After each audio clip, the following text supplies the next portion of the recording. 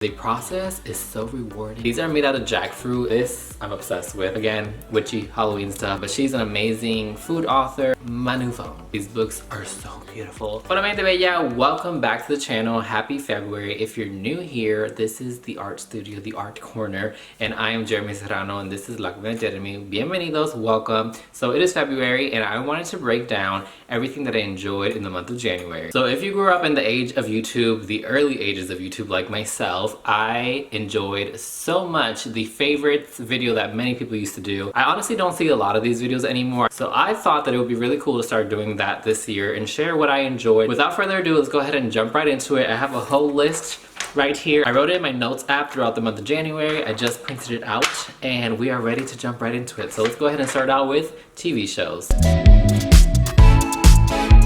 So I don't know about you all, but I am home like all the time. I also work from home. I'm a full-time artist working from home, and so I watch a lot of TV shows and series while I'm working. I don't like to work in silence. I also don't really listen to a lot of music. I rather watch series or YouTube channels and those kind of things. So I've watched a lot of series in the month of January. So the first series that I've really been enjoying is Salem. So Salem is a show that I think came out in 2014. Basically, it has to do with the Salem witch trials and it's adapted from that storyline. A lot of the names are the real names of the people that actually went through this thing. Like if you go to Salem, you learn about all this stuff. But basically, like the show takes place in Salem, Massachusetts during the witch trial time. It also touches on all the characters and kind of like what they went through. It's a little freaky, a little scary, but it's also kind of funny, like the way they talk to each other and like the way they act with each other. I have really been enjoying it. I love witchy stuff. I love Halloween stuff. I love the characters. I love the actors. It's kind of interesting to see it on TV, especially since I went to Salem last year and I got to like sit through the Salem Museum and like hear the stories and see it all firsthand. Kind of interesting to see it played out on TV. Another witchy series that I've been rewatching is Sabrina on Netflix. I love this show. I am so sad that it was canceled. I'm so sad that it ended the way that it ended. I think they didn't really put a lot of thought and love into the last season. I don't tend to rewatch a lot of shows that I've watched before, but when you're rewatching something, you already know what's coming, so you can watch it slowly, truly enjoy it, and I think you also get to see things that you missed the first time around, so that's why I've been enjoying it. Again, witchy Halloween stuff, I'm all about it. Okay, two shows that we've watched recently, one of them we're still going through, but they are older, like early 2000s old. So 6 Feet Under and Nip Tuck. They have been amazing to watch. I told my mom to watch 6 Feet Under. She hated like how old it looks. But I also think it's the way that the TV show was filmed. Desaturated, very grainy. And I think that just resembled like the death of the show and like the sadness of the show. Storyline is amazing. I love the way that it ended. Just the whole show. There's like 5 seasons. It's really good. It's on HBO Max. And then Nip Tuck is on Hulu. We're almost done with that. We're on season 6, I believe. Or we're about to get to season 6. And it's really good. I love it. They are really good. And I think you should definitely watch them if you haven't already. When it comes to reading, I do not read. I just cannot focus. When I look at a page or like a book, I am honestly always thinking about other things, so I can read like 10 pages and not even have focus enough to like really know what it was about. But when it comes to a TV show, or YouTube videos, or that kind of stuff, that's how I learn. But when it comes to reading actual stuff, I'm more into like articles, the New York Times, things that are sent to my email, like newsletters. Easy, quick reading is what I'm about. The first one that I recommend, that if you don't know who she is, you should definitely watch her on the YouTube channel, but as well as anywhere else. You can get her cookbooks, her newsletter, like she's amazing. Her name is Dory Greenspan and she is someone that I came across on YouTube because I follow the channel that she is like, I don't think she works for them, but she is on their channel, like she does cooking videos for them. But she's an amazing food author, recipe developer, overall sweet older lady, and just her whole story is just so beautiful. And the recipes are like just so warm and like loving. I have been enjoying every single newsletter. Like honestly, like everyone is like a story.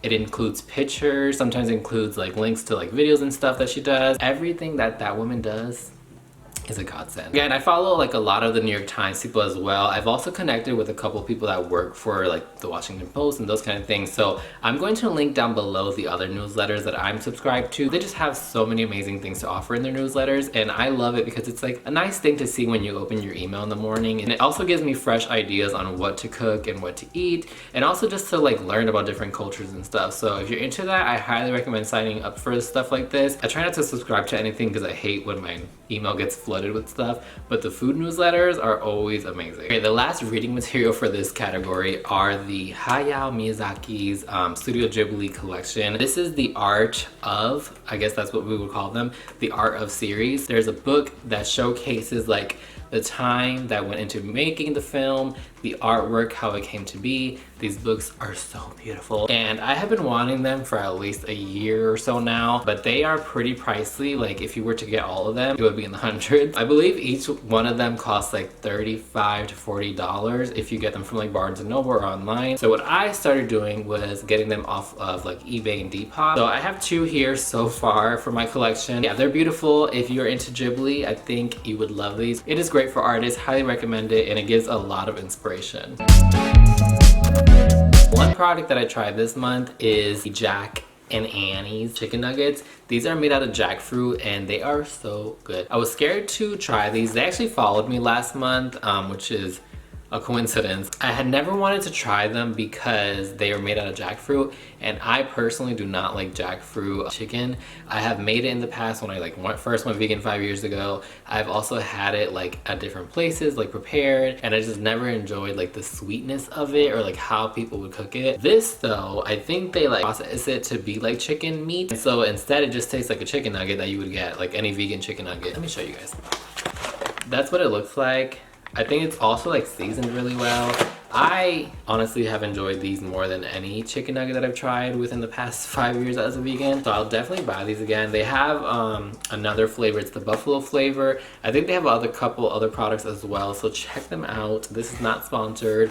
Bought this with my own money at Sprouts and I really just enjoyed it.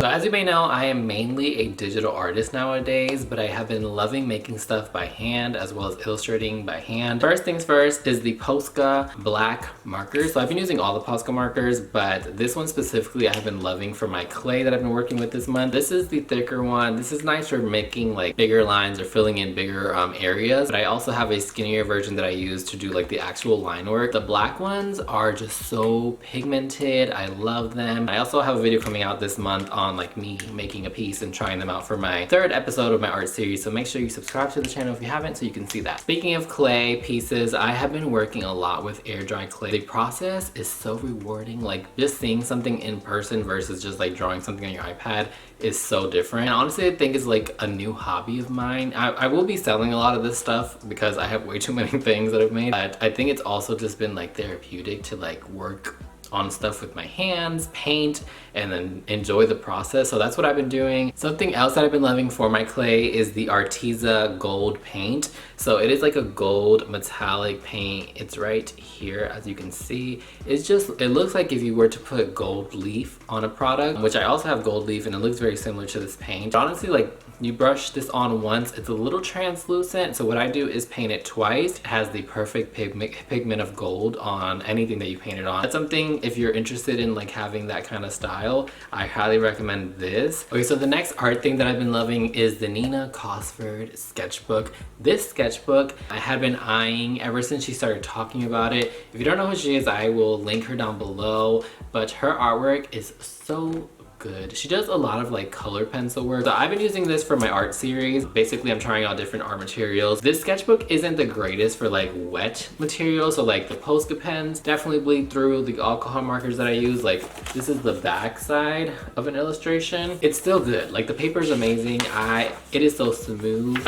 It's not your cheap sketchbook. Like this is a nice quality sketchbook. I also love that she made it to be like this where it could lay flat. Highly recommend it. I think she's having a sale right now if I'm not mistaken. I'll link it down below for you to check out. Sticking with the artist that I enjoy, but I believe it's Shaggy, I don't know. But basically that is her handle. And I discovered her page I think last year. Her artwork is so simple, just very clean lines. I think a lot of it is also done like in traditional artwork, but then she scans it or something. I don't know. Look at her Instagram page and it is just so cool. Like I've never seen anyone do anything like the way she does. This is the print. It's not an original, but like it is one of 150. It is beautiful. I love it. If you've seen any of my previous videos recently or have seen like me talking on Instagram recently, you know that I love Bill Safi's work. I think his last name is Chris Safi. Basically, Bill's work is amazing. Very very witchy, very Salem-y, like just very Salem, Massachusetts, New England style folklore, but then also he has like very funky artwork that has to do with like witch stuff. I also love that he isn't afraid to talk about like politics and stuff, or like women's rights, and also like included illustrations, because that's something like what I try to do. I'm also doing his 2020 October challenge, like the Inktober challenge. If you would like to see that, you can check out my Instagram page, but I'm doing all his prompts and they are amazing and just really inspiring me to just create more. I have quite a few of his things. Like I have pins, I think I have like 3 or 4 t-shirts, have a bandana. I don't have any prints, but I would love to get some prints. But yeah, all his stuff is freaking amazing. You should definitely check him out. This is the most recent one that I got. It says feeling delicious with a black Phillip in like red boots and nails. This I'm obsessed with. It also has like these eyes on the sleeves. So yeah, really cute. This was another thing that I got recently, was the bandana, which I would love to make something like this as well. It's beautiful. Love his work. Check him out. He's amazing. Huge fan of like Chelsea boots. I've been wearing them since like 2012. I think just like that London boot has been my thing since back then. And I also love like Lenny Kravitz, Mick Jagger style. Like that is my go-to shoe. And so I have been wanting to up the Chelsea boot height. Recently, like a couple months ago, started seeing a lot of like the heel boots, but they were always sold out. Luckily got on like I think one night in December, and I was able to find a couple on ASOS that I fell in love with. I've been rocking the most, because it is most similar to a Chelsea boot. The only thing is that the heel is way higher than most Chelsea boots for men. For most men heeled Chelsea boots, you're gonna find them like down here like a 1/4 of an inch or an inch. I love it. It is amazing. It also goes really well with my biker jacket. I have been loving this just like plain boot style. So the next boot is this one. I have not had the opportunity to wear these yet because I don't go out. But basically I've been wanting to wear these. They're much higher, a little bit harder to walk in. I'm excited to wear them. I don't know when I'm gonna wear them. Accessories that I've been enjoying are these beanies that I designed. So you may have seen this in my most recent video. It has my orange familiar dude on it, but I also have other designs that I've made. So this one has the dog on it.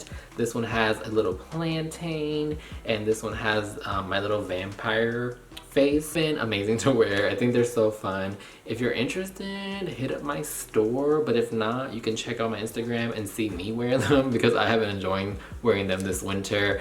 Winter is almost over, so I'm hoping that it gets a little bit colder so I can wear them a couple more times. Last apparel piece is the biker jacket that I was talking about. So this is like the perfect material that matches with those boots. I don't really buy like a lot of new clothes. I mainly thrift. I also have been shopping a lot on Depop recently, mainly thrift store based, but if I ever want to get something newer, I will go through like ASOS because they always have my sizing, but that's basically the only store that I'll shop from. I have been wearing it a lot recently during the colder months. I honestly wear it with those boots and my black beanie. That is my go-to outfit nowadays when I leave the house.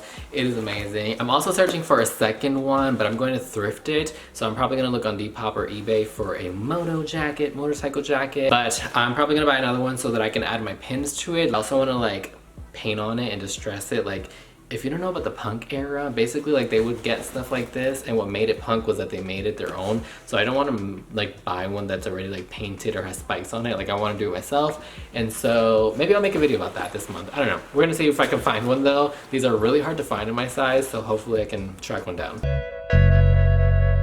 Alright, the last subject matter is miscellaneous stuff, kind of. It's not really that miscellaneous, but I just didn't know how to categorize this stuff. So the first thing I want to touch on is my new phone.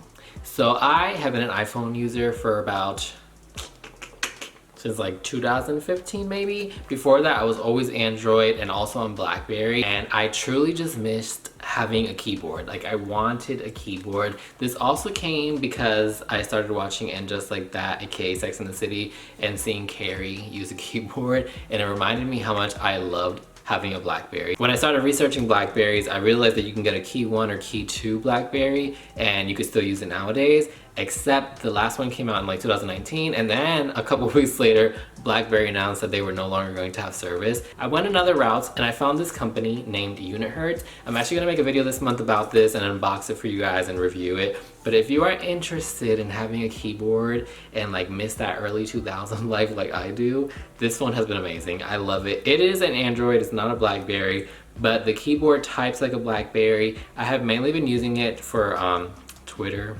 emails, and those kind of things, But this was also purchased because I wanted to separate my work life from my personal life. Basically, a lot of people have my phone number. I also use this phone number that I have had for like years for like all of my bills, all of my previous work that I did before I went full-time as an artist. So like a lot of people have access to me. And so instead of changing my number for my phone and like losing access to a lot of people, what I decided was that I'm just gonna get a new phone number, and I'm just gonna give this to my closest friends and family, and that's what I'll use it for. And I also think it's gonna be a great way to like disconnect. I still have Instagram and Twitter on here, but I don't have the notifications on. So basically, like whenever I want to get away, go out for an afternoon or something, take this phone with me, leave the other one at home, and we're good to go. Fran Nerd's Patreon. So I became a patron of Fran in January, and I paid for the highest tier. It is a little bit pricey, not gonna lie, but I think when you are investing in yourself as well as investing in other artists, I think it's just like very rewarding. And so like I didn't mind honestly subscribing to this tier at all, also because I knew that I would be able to get like access to asking her questions, as well as access to all the information and resources that she has shared over the years. If you don't know who Fran is, she's an amazing artist and illustrator, currently based out of Brooklyn, but she is from Chile, and I just love connecting with other Latinx artists, and I'm so glad that I found her. I've discovered her in 2020, and I've been wanting to sign up for her Patreon for a very long time, so I finally got around to it, and it's amazing. And so yeah, I'm excited to see like what else I learned from her Patreon page. All right, and last but not least, I have a really awesome story that I came across randomly on YouTube. Basically, there is a story on a New Yorker cartoonist. He is, I think, like 94 years old. He is still illustrating, and his name is George. I will link it down below for you, but basically they talk about like how his story came to be, how he became an illustrator. It's beautiful, honestly. I just love the entire story. I think it was really inspiring for me as someone who also started in cartoons. Like I always wanted to be a cartoonist. I thought that I would be drawing for newspapers. Not really into that anymore, but I do love just like seeing these stories, because I think cartoons, like comics that we would see in the paper, are so iconic to so many of us that grew up in that time, because it's like a way for us to see illustrations and drawings as kids, even as adults, and really admire just like these really quirky stories. I really loved it, and I think you should watch it even if you're not into art. I think it's just like a really cute story, and you would really find some inspiration with if you're doing anything in life or want to do something in life. Like he like pivoted and like decided he wasn't gonna go one route and went the other way, and I think that's just really true to a lot of our stories. Like we want to follow our dreams and we have to find a way to make it happen, and so this story was just like really inspiring and just like really relatable. So check it out, I'll link it down below. All right friends, that is the end of this January favorites video. I hope you enjoyed it. I think I get a lot of these questions, and I always forget every time somebody's like, what's your favorite show, or what's your favorite thing to eat? So I'm going to continue doing this. I can't wait to share with you all what I enjoy in the month of February. I have a lot planned for February as well, so make sure you stick around. If you haven't subscribed to the channel yet, make sure you hit that subscribe button. Follow me on Instagram, Twitter, TikTok, Ko-fi, my website. All the links are down below, and everything is always La Comida Jeremy. I will see you all very soon. I hope February is a beautiful month for all of us. Y los quiero mucho. Hablamos ahorita. Ciao!